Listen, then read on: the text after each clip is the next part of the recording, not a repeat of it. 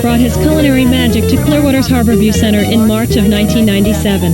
Prior to that, he owned and operated Metro Catering Company in Tampa, but Chef Terzak's experience reaches far outside the Tampa Bay area.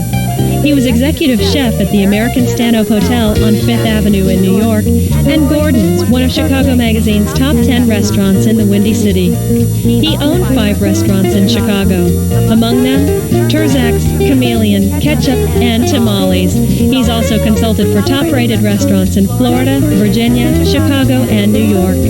Chef Terzak studied culinary arts at Du Père School of French Cooking in Glenview, Illinois, and was acknowledged by Food and Wine magazine as one of the top 60 chefs in America. For years, he hosted the cable TV series Great American Cookout, but now he's the host of What's Cooking, Harborview? Hello again, and welcome to another session of What's Cooking, Harborview. Now, the class I'm going to lead for you today is going to be all about different kinds of vegetables that you can prepare to put with whatever your favorite entree happens to be.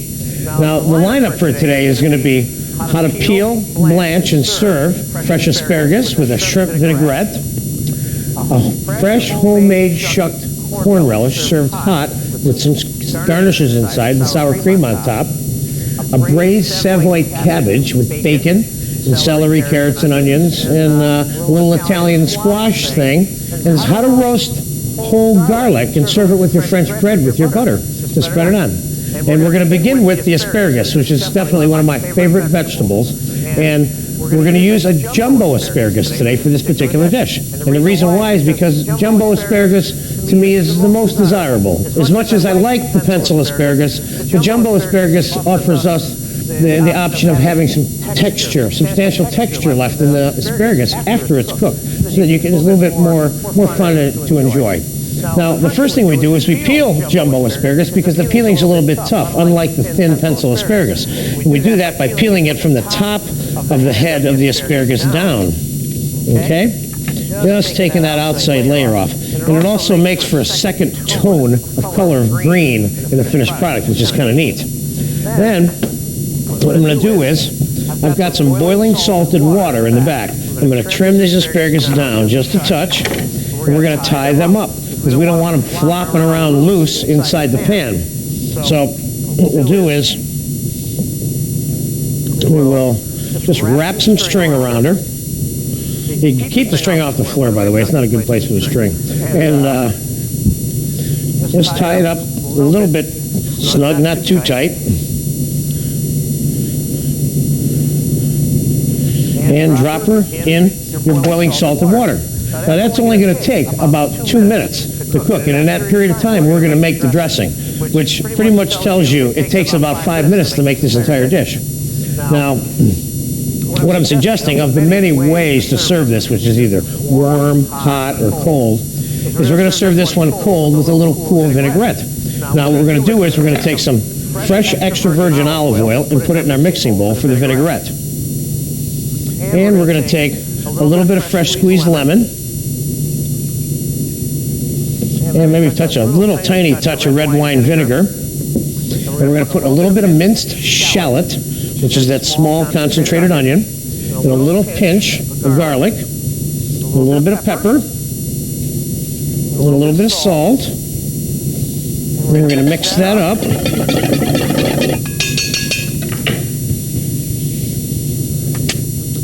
This is good. You just don't want it too much vinegar or too much lemon juice. You don't want it too tart. Then we're going to take a little bit of chopped up baby shrimp and mix that in there. Let's just put a touch more oil in there. There we go. Now, we're going to pull the asparagus, which is done already, out of the water. You see how nice and bright green that is? It's so pretty. And we'll drop it and shock it into the ice water because we want to stop it from cooking so it stays nice and green and it stops cooking and the texture stays good. Now it's only going to take a second to get her chilled down a little bit. And I think for our purposes, that's probably chilled enough. Then we'll cut the string off. See how nice and bright green that is? And you want your asparagus texture a little bit al dente. You certainly don't want mushy asparagus. Now we got a serving plate, which I made a little tomato rose for. If we have time later on in the show, I'll show you how to make one of these. You lay your asparagus out. Now you can see the contrast, obviously, of the color between the red and the green, which is why you want to shock it to keep it green. Now there's an old trick in the kitchen for making green vegetables even greener, and a way to make their pigment come out even more when you're boiling them, and that is to put like 1/4 of a teaspoon of baking soda into your gallon of boiling water before, and it makes it just a little bit greener. Now we'll just take our vinaigrette with the shrimp and put it on top, and what I have here for an additional garnish is some chopped up purple cabbage, carrot, parsley, and red pepper. And we're going to sprinkle that on here for a little bit added color. And then finally, I have some fresh baked toasted croutons, so you have a little bit of crunchy bread mixed in here. And without a doubt, little garlic toast points will also work. So we're just going to throw a few croutons right on top and around it. And voila, we have it. Asparagus a la Turzak. Now the next dish we're going to make is going to be that fresh shucked corn on the cob. We're going to do this show in 6 bites of things. And this is the first bite, fresh asparagus.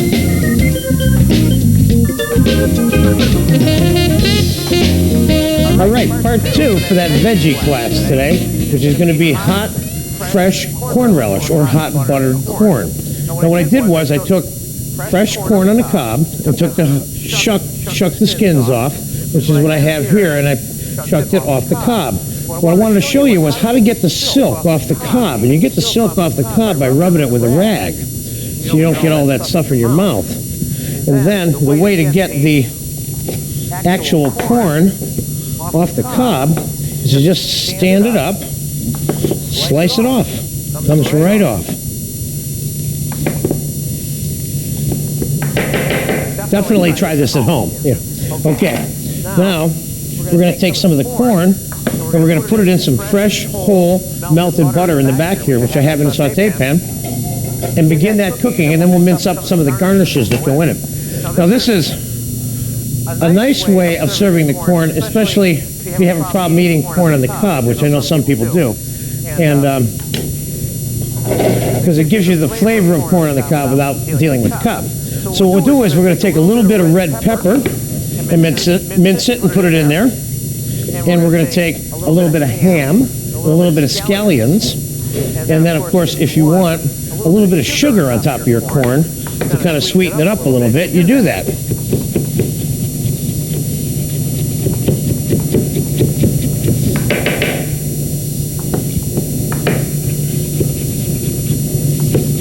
There we go. We got some nice red for our corn relish, and we'll just throw that in there. Toss that around a little bit. It only takes, by the way, about 2 or 3 minutes to cook the corn in the butter. If you leave it laying around in a pan in the butter for too long, the corn will start to turn brown and kind of start to look old, and you don't want that. So you can make this just before you're ready to eat it and just have everything ready. Then we'll take a little bit of scallion. We'll save a little bit to sprinkle on top, because we're going to put a little dollop of sour cream on top of the corn relish when we're done, see?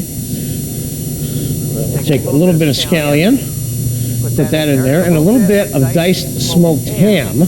That's kind of an option depending on whether or not you have any vegetarian needs when you're having your dinner. And remember, all these little veggie bites that we're doing today are things to put with your favorite foods, whatever it happens to be. If you have a steak, then you can have the braised cabbage with the bacon.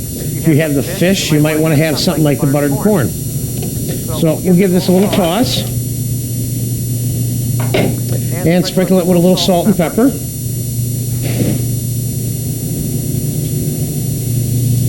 You know, when I was a cook and I was learning how to cook, nobody came along and showed me all these different neat little veggie preparations. If they had, God knows I probably wouldn't be working for a living still.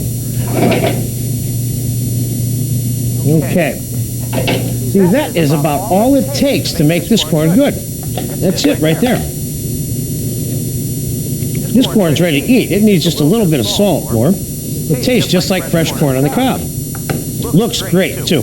And definitely will have a pleasing, fresh, vibrant effect with all the nice colors and the freshness level to it. Let me just put that on the plate.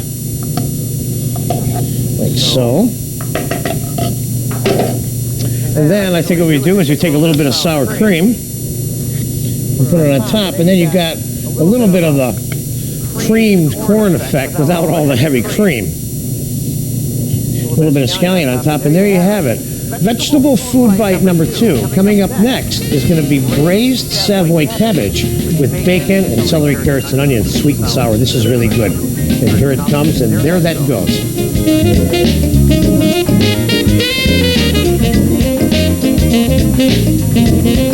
All right, hello again. Now, the sweet and sour cabbage, and I hope that you liked the corn relish. Now, the sweet and sour cabbage, Savoy cabbage that is, we're using because the texture of the Savoy cabbage is so nice and soft and curly. Unlike the green cabbage, which is very good for many things, doesn't need to be cooked very much as Savoy cabbage. You can also use Napa Chinese cabbage in the place of the Savoy for this recipe.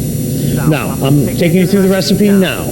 Now, what I did was I took some bacon and I cut it up and I rendered it down until it was medium crisp. And I had a lot of nice bacon fat in there. Now, we're going to take a combination of minced celery, carrots, and onions, and we're going to toss it into the bacon. Give it a little mix. And we're going to add a little bit of dried leaf thyme. We're going to let that cook for a second. Now, to clean that Savoy cabbage and cut it, you want to cut into fairly small pieces. We'll take the outside leaves that we might consider to be bitter away. So all we have is the nice inside part. What we'll do is we'll cut her in half. Then you got that stem. Certainly the cameo of that cabbage is awfully beautiful. Nature has a way of doing that to us all the time. We'll cut the stem out.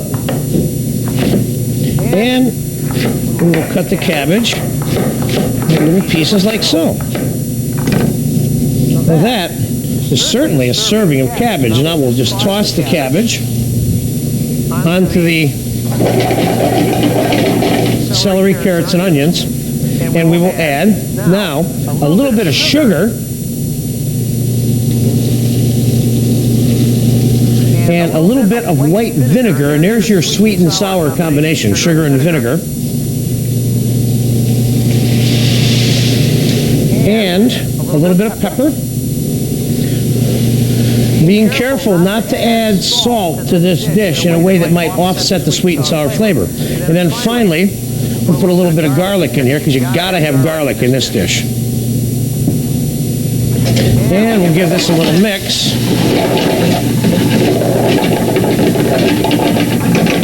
And very much like the corn relish, this dish is ready just like that. And it's one of those vegetable dishes that looks and feels very fresh and takes 2 to 3 minutes to make. So, let's get it out of the saute pan here. Oh, this looks nice. Bacon, onions. You could add a little mushrooms and cream to this now if you wanted to take it one more step further. We're going to try to keep it a little bit light here today. I'm going to make sure we pour some of the juice on it. You've got your bacon with the sweet and sour. Now, one of the things that the Chinese do with all their sweet and sours, I shouldn't say all, but certainly a fair amount of them, is they put diced pineapple with it, either raw or fried. So what we're going to do is we're going to quick clean us a pineapple here.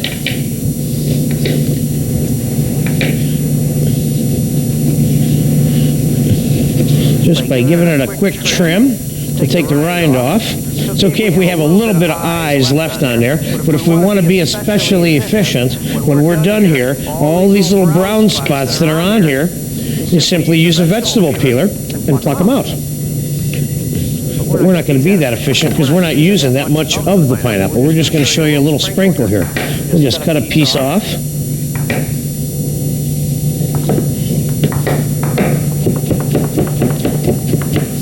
And give ourselves a little bit of diced here.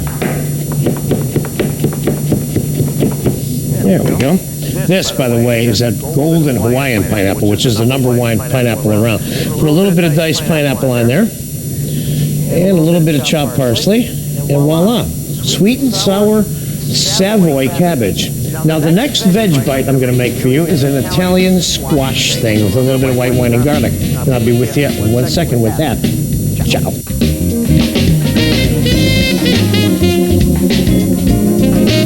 Alrighty, vegetable food bite number 4. Now, this is a really neat favorite of mine, and this is a combination of squashes with onions and tomato with a little garlic, white wine, butter, and olive oil, which is another very fast vegetable to make. Now, we're going to start out by taking a little bit of butter and a little bit of virgin olive oil and putting it in our pan. And we're going to slice up some onion. By the way, you could just mix this thing into your pasta dish if you wanted to cut them up a little bit smaller. We'll cut that onion nice and thin, and cut it again. Throw the onion in there first. Give that a chance to start cooking a little bit. Now, I'm using summer yellow squash and zucchini, and I'm going to cut it into little half moons, nice and thin again.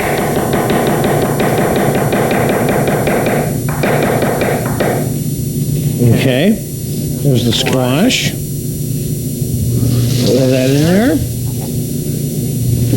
See, the great thing about this kind of vegetable dish is the time it takes to make it or cut it is almost the same amount of time it takes to cook it. Now we'll cut up a little bit of yellow squash.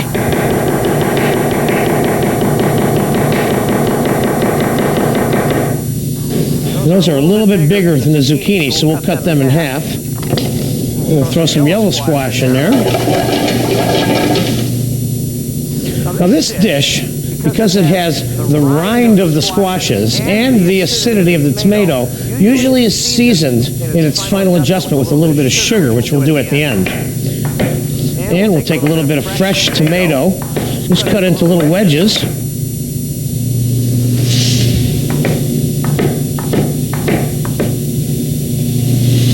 Boom, that ought to do it.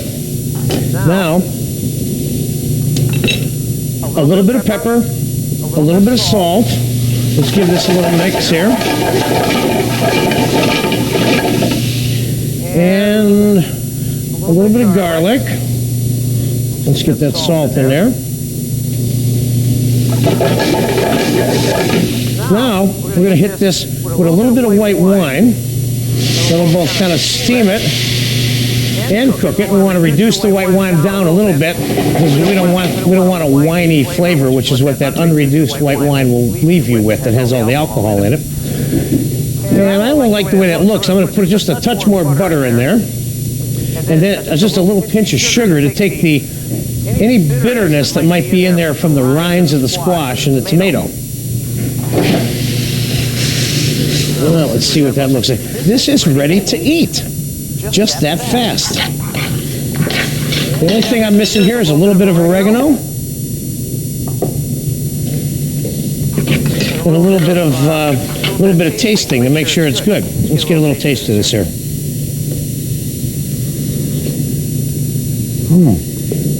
This is good. Now, as I put the sour cream on the corn relish and the croutons on the asparagus, you could put either one of those on this vegetable.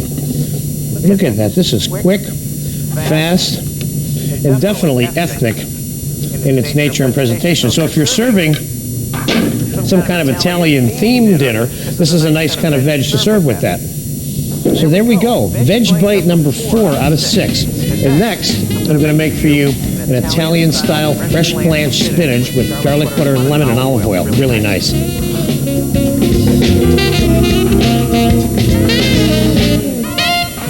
Alrighty, we're back with veggie food bite number 5. Now, of course, if I was a Galloping Gourmet, I'd be sitting here with a glass of wine having a great time. But instead, I'm struggling over a hot stove to bring this to you today. And this dish, you're really going to like. This is how to cook spinach, not overcooking it, and make the entire dish in 2 to 3 minutes. So what I'm going to do is this. I got myself a pot of boiling water here. I'm going to blanch my spinach in it, and then we're going to add a little bit of garlic, and whole butter and some chopped dill and a little bit of shallots and some lemon juice and olive oil, and it's very tasty and it's very quick and it's very Italian. And again, this would be a nice veggie dish to include in any one of your ethnic style meals that's Italian oriented or Mediterranean. Greek included in that, of course. So what we're going to do is we're going to take the spinach and we're going to dump it very briefly. And I picked this fresh leaf spinach and I took all the stems off of it first, okay? Then we're going to just drop it in boiling water quickly. Now, it looks like a lot of spinach when you start out, but it's not going to be. This spinach is going to cook so fast. Boom, this spinach is cooked. It's certainly cooked enough to eat as hot spinach. You don't want it sitting around in that hot water very long because it's going to get limp and have no texture and no color left, and you don't want that.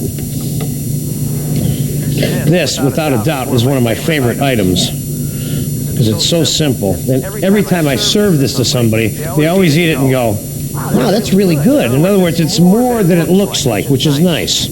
Okay, we'll drain some of the excess water off of there. And we'll take a little bit of whole melted butter and put it on here, and a little bit of olive oil, extra virgin, of course. Get her mixed up. Now, I have an option here for a little bit of bacon, so I'm going to chop up a little bit of bacon and throw that in there. Now, if you don't like bacon or you want to eat this more as a vegetarian dish, just eliminate this part. But the bacon's kind of nice. And then, of course, there's always Parmesan cheese and blah, blah, blah. You could go on and on with this dish. And they're going to put a little bit of lemon in here. Trying to avoid putting the seeds in so we don't have to eat those later. And a little bit of pepper. And a little bit of garlic. Not too much, but this is absolutely an essential ingredient in this particular flavor combination. And a little bit of salt, and a little bit of chopped shallots. I'm making this more complex than it needs to be, by the way. You don't have to put all these ingredients in. The basic elements here are lemon, olive oil, garlic, salt, and pepper. Let's see what that tastes like. This is coming along fine. It needs a little bit more salt. It needs a little bit more garlic. And just for fun, I'm going to put a little bit of chopped dill in there. Of course, you could put a little bit of fresh sage, and you certainly could put a little bit of fresh thyme and fresh thyme in there. Put a little bit of dill in there because lemon and dill and garlic all go together very well. It doesn't matter what you're putting them on. Well, let's take a little gander on this flavor and see how this is. And again, you don't even have to eat this really hot. It doesn't have to be hot to be good. I have a saying in the making of good food, and that is, if it isn't good cold, it certainly won't be good hot. This is right on the money. Right on the money. Let's put this on a plate. Oh, bacon in there is nice. Very nice. Make sure we get some of that juice on there. And then finally, for a little final touch, I have a fresh pimento here, or roasted red pepper, which you can either make yourself, of course, over an open grill, or buy canned as pimento. And we're going to cut up some nice little thin strips of that. With that, we got little julienne strips of pepper. We'll take a little bit of that and wrap that on the top. Now, we'll put a little bit of olive oil on top of this, I think. This would be the good time to sprinkle a little bit of Parmesan cheese if you wanted it on there. Voila. Spinach Italiano. Now, I told you if we had time, I was going to show you how to make a tomato rose. And we're going to be back with the last vegetable food bite of the day, which is going to be whole roasted garlic to be spread onto your French bread. And I'm going to show you how to make a tomato rose.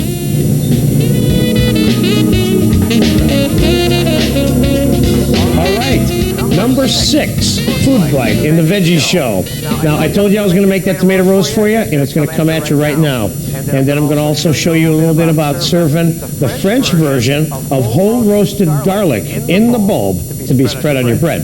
But first, the tomato rose that we had earlier in the show on the asparagus for the garnish. Here we go. we take ourselves a nice ripe tomato, and we cut the bottom piece off, because that's going to be the bottom of the rose right there, you see?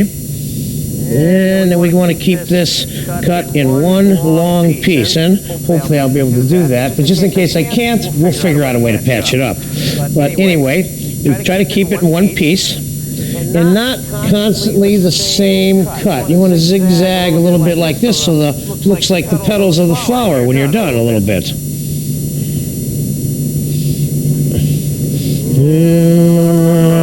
There we go. We're coming around the first turn.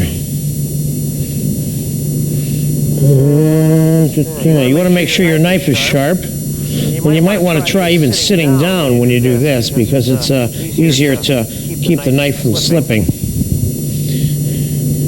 And of course, don't look at other people like you when you're trying to do this, and that'll definitely cut the tomato the wrong way. Alrighty. We're coming around the final turn. And we are in the home stretch. There we go. Now we'll just cut that off. Now this, of course, you can use for something else later, but we'll throw it in the garbage for now. All right, now I got this long strip of tomato here. And what I'm going to do is I'm going to roll it up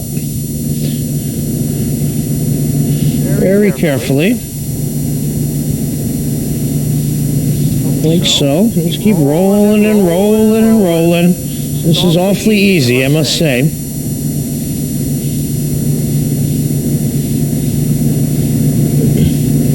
Now, when you get this all rolled up like that, and you put the top on it, but the only difference is now it's upside down, see? And we're just going to flip it over, and voila, we have the rose.